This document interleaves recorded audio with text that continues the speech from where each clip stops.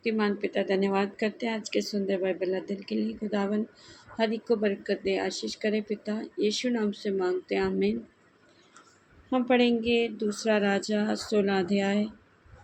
यहूदा का राजा आहाज। रमल्याह के पुत्र पेकह के 17वें वर्ष में यहूदा के राजा योताम का पुत्र आहाज राज्य करने लगा।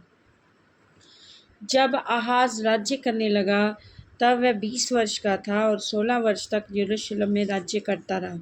उसने अपने मूल पुरुष दाऊद का सा काम नहीं किया जो उसके परमेश्वर यहोवा की दृष्टि में ठीक था, परंतु वह इसराइल के राजाओं की सी चाल चला, वरन उन जातियों के घिनौने कामों के अनुसार जिन्हें यहोवा ने इसराइलियों के सामने के देश से निकाल दिया था।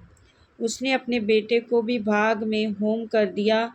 वह ऊंचे स्थानों पर और पहाड़ियों पर और सब हरे वृक्षों के नीचे बलि चढ़ाया और धूप जलाया करता था। तब आराम के राजा रसीन और रमल्याह के पुत्र इस्राएल के राजा पेकह से लड़ने के लिए यरूशलेम पर चढ़ाई की और उन्होंने आहाज को घेर लिया, परंतु युद्ध करके उनसे कुछ बन न पड़ा।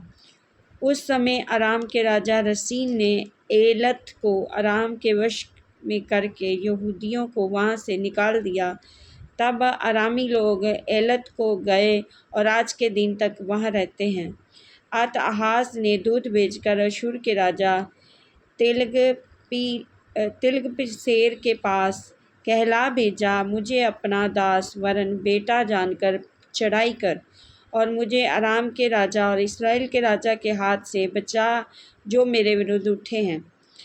आहाज ने यहोवा के भवन में और राजभवन के भंडारों में जितना सोना चांदी मिला उसे अशूर के राजा के पास भेंट करके भेज दिया। उसकी बात मानकर अशूर के राजा ने दमिश्क पर चढ़ाई की और उसे लेकर उसके लोगों को बंदी बनाकर कीर को ले गया और रसीन को मार डाला। तब राजा आहाज अशूर के राजा तिग्लत्पिलेसेर से भेंट करने के लिए दमिश्क को गया और वहां की वेदी देखकर उसकी सब बनावट के अनुसार उसका नक्शा उरिय्याह जाचक के पास नमूने के रूप में भेज दिया। ठीक इसी नमूने के अनुसार जिसे राजा आहाज ने दमिश्क से भेजा था, उरिय्याह जाचक ने राजा आहाज के दमिश्क से आने से पहले एक वेदी बना दी।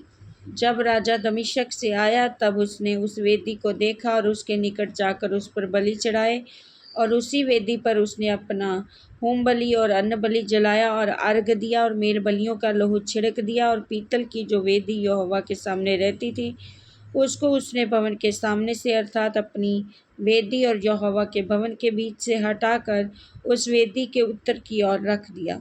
तब राजा आहाज ने उरिय्याह जाचक को ये आज्ञा दी, भोर के होम बलि और साँझ के अन्न बलि, राजा के होम बलि और उसके अन्न बलि और सब साधारण लोगों के होम बलि और अर्घ बड़ी वेदी पर चढ़ाया कर और होम बलियों और मेल बलियों का सब लहू उस पर छिड़क।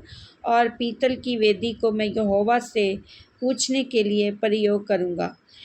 राजा आहाज की इस आज्ञा के अनुसार उरिय्याह जाचक ने किया।